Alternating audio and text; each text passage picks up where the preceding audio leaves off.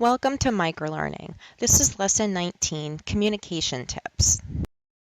How can we best communicate with people with dementia? In this lesson, we are going to go over communication tips. Some of these will be review and some will be new. This next video was made for family caregivers of people with dementia, but it has good advice for all of us about how to communicate with people with dementia. Hello! It's Maude here with an important caregiving topic today. For those of you who have a loved one living with dementia, you know that communication can be challenging. Welcome to another edition of Maude's 2-Minute Meddlings. Today, I'd like to give some tips to caregivers on how to communicate with their loved ones in a more meaningful way. One valuable tool for communicating is entering into their reality or world. Often, people with dementia will still have their long-term memories intact and recall those memories to make sense of their world. For example, they may wake up talking about going to work, even though they've been retired for years. In these situations, validating their feelings can be an effective way to communicate. For example, she may say, "I need to go. My mother is waiting for me." A validating response would focus on the fact that she may be feeling anxious, lost, or missing her family. So you would say, "You're very close to your mother, aren't you?" This response would hopefully spur your loved one to engage in a conversation in which she reminisced about her mother.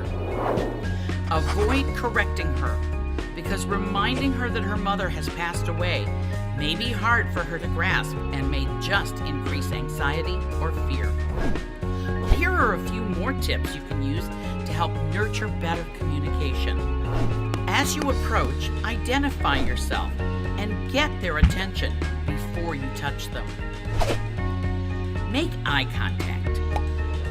Use encouragement and reassurance. Enter their reality and reminisce with them. Speak slowly. And if someone is upset, telling them that everything is okay may cause more agitation. Instead, enter their reality and tell them you understand why they're upset.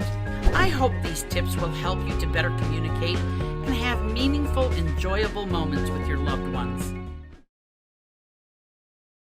Let's review what communication tips we have learned from both this video and other lessons.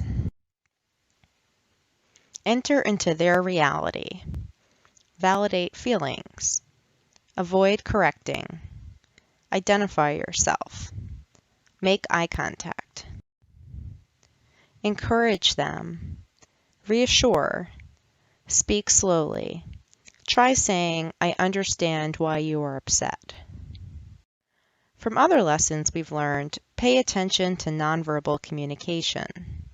Look for the feelings behind their words and actions. Sit down with them. Speak calmly. Get to their eye level. Give them enough time. Ask one question at a time. Use visual cues. Knock if they're in their room. Be present. Do not rush. And be patient. What are some other communication tips? Use a person's preferred name. For example, if a person with dementia is not responding to their married name, that might be because in their mind, they are in a time before they were married. Try their first name or family name before they were married. Give a person one step at a time, especially when you're helping someone do something like dressing or brushing their teeth, where there's multiple steps. Ask how you can help. This gives the person with dementia more control and the chance to tell you what they need. Say what you are doing. Even if you do the same thing with the person every day, they might forget, so let them know what you are doing every time. Try using open-ended and yes-no questions. An open-ended question is, "What do you like to eat?" Some people might not be able to answer this. If they have trouble, you might ask a yes-no question that is more specific, like, "Do you like lasagna?"